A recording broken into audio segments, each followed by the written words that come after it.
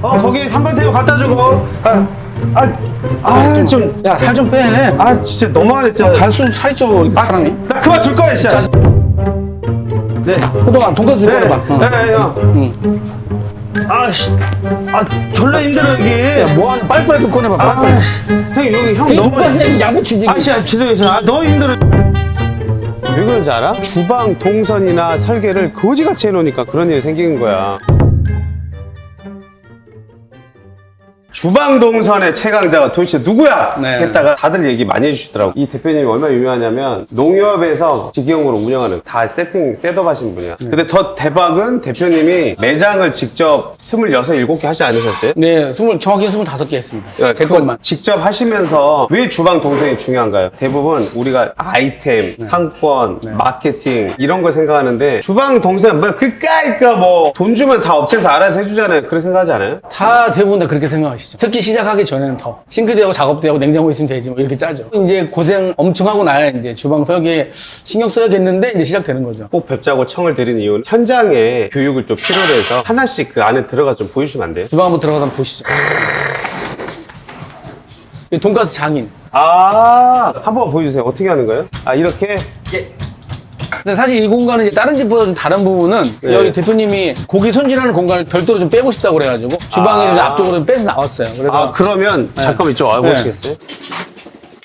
막 직접 만드는 모습도 보이고 이런 퍼포먼스를 볼 수 있는 거죠. 이게? 고기에 대한 신뢰를 줄 수 있는 그런 컨셉으로 이어지는 거예요. 이런 퍼포먼스 너무 좋다. 내 앞에서 내가 먹을 거를 뭘 작업을 해주시고 있잖아. 이게 어떤 메뉴에 따라서 주방을 이렇게 좀 단독적으로 빼는 경우가 좀 있어요. 예를 들어서 뭐 전을 붙인다던가 이런 공간들은 많이 이런 스타일로 쓰고 있죠. 사실은 여기가 되게 중요한 공간이에요. 여기서 음식이 배식이 되면 퇴식은 일로 나가거든요. 네. 여기 되게 중요한 부분이 뭐냐면 배식과 퇴식을 주방이 좁아도 최대한 분리해 주셔야 돼요. 이 공간을 분리해 주지 않으면 굉장히 복잡해져요. 네. 이게 만약 부딪히면 굉장히 복잡해지고 힘들어져요. 요거 하나만 해결되면 80점이에요 그냥. 진짜요? 네, 요거만 해결되면 80점. 처음 오픈한 사장님이 이런 개념도 없는 거죠? 없죠. 그냥 대부분 뭐 그냥 엉켜서만 하는데 배식과 퇴식을 최대한 구분하라. 이거는 80점짜리. 그것만 하셔도. 그다음에 이제 여기 공간에 보면 퇴식 부분인데 이것도 네. 사실은 팁 중에 하나입니다. 퇴식이 한꺼번에 몰렸을 때 여기 방배동처럼 회사원들이 1시간 안에 점심을 확 들어올 때는 이렇게 퇴식이 또 한 번에 빠지거든요. 우리 빵집감 이런 거 있잖아요. 맞아요, 이거. 그 쟁반들을 한 번에 끼워서 갑자기 몰리는 퇴식을 처리할 수 있는 공간이 있는 거죠. 한 번에 쌓아놓는 거구나. 네, 쌓아놓는 거 이제 주방 안에서 천천히 쌓아뒀다가 저기서 급한 오다를 쳐내고 이제 이쪽에서 또 퇴식을 하고 또 급한 오다를 쳐내고 이런 식으로 그러니까. 가기 때문에 훨씬 더 수월한 환경이 되는 거죠. 이런 것들을 안 해놓으면 직원들이 거기는 왠지 힘들어. 거기서 일하지 마. 거기 너무 힘들어. 그러니까 이런 동선을 잘못 짜놓으니까 개고생한다 생각하는 거야. 그러니까 이 주방은 식당에서 보이지 않는 맨 밑바닥에 있는 근본 같은 거예요. 주방 설계는 밑바닥 매출과 중간 매출을 찍을 때는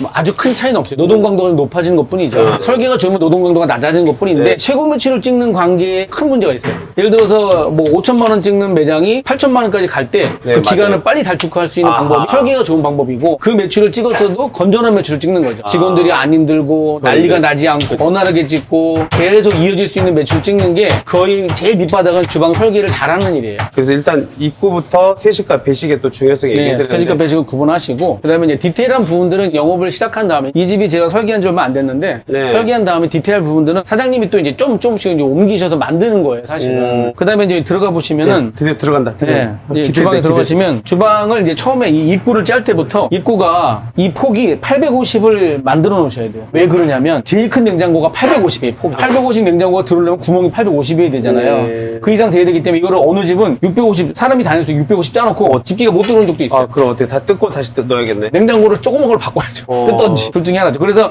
기본적으로 냉장고의 사이즈를 추측해서 이 폭을 정하셔야 돼요. 그래. 식당들의 반 이상은 이 퇴식을 안으로 넣는 사람들이 있어요. 퇴식을 해서 들고 이렇게 들어와요. 아이고야. 여기서 세척해서 아이고야. 다시 거꾸로 나와서 아이고야. 이렇게 되는 집들이 되게 많아요. 뒤지겠네. 뒤집었어. 네. 치과. 퇴식과 배식이 구분이 첫 번째고 두 번째는 주방은 식기의 흐름으로 짜는 겁니다. 식기가 이렇게 흘러 들어가는 방향이 원활해야 돼요. 그 다음에 이제 이 주방의 매출 규모를 추산하고 주방을 짜야 돼요. 병렬형으로 짜는 경우가 있거든요. 근데 그 주방은 매출이 오르기가 조금 힘들어요. 여기는 지금 매출이 한 6천에서 7천 정도 매출 내요. 이 정도 매출 규모라면 일하는 주방 인원이 3명 정도 필요해요. 3명이 필요하다면 이 라인에 한 명, 이 라인에 한 명, 이쪽 세척 라인에 한 명 있는 그러네. 거거든요. 그렇게 해서 이 주방에 라인이 하나 더 늘어난 거죠. 그러면 이제 일반인들은 여기다 뭘 굳이 늘리냐, 붙이면 되지. 네. 이걸 늘린 이유가 여기 있는 대표님이 면 라인을 넣기를 원했어요. 저쪽이 면 라인이거든요. 이거를 들어가면서 복잡하게 좁게 면 라인을 넣는 게 아니라 그냥 아예 라인을 하나 늘려서 생산량을 확 올려주는 거죠. 빨리 조리되고 가장 많은 라인이 중간으로 와서 배식 이쪽에서 이루어지게끔 만들어주고 자주 나가지 않는 메뉴들을 저쪽으로 잡아주는 거죠. 뒤쪽. 그래서 여기는 매출이 결정되면 작업자 수가 결정이 되고 작업자 수가 결정이 되면 라인을 잡아주는 거죠. 그런데 만약에 매장이 작다 그러면 네. 어쩔 수 없이 이걸 좁히는 수밖에 없어요. 여기는 매장이 큰 사이즈이기 때문에 이 라인을 하나 더 넣어드린 거죠. 최고 매출은 막 올라가기가 수월해지죠. 근데 라인이 없으면 매출의 한계가 딱 정해지긴 해요. 불필요하게 주방이 크다고 말할 게 아니라 주방 사이즈 정하고 매출 추정했으면 거기 맞춰가지고 마케팅도 해야 되고 열심히 또 장사를 해야 돼요. 대단하다.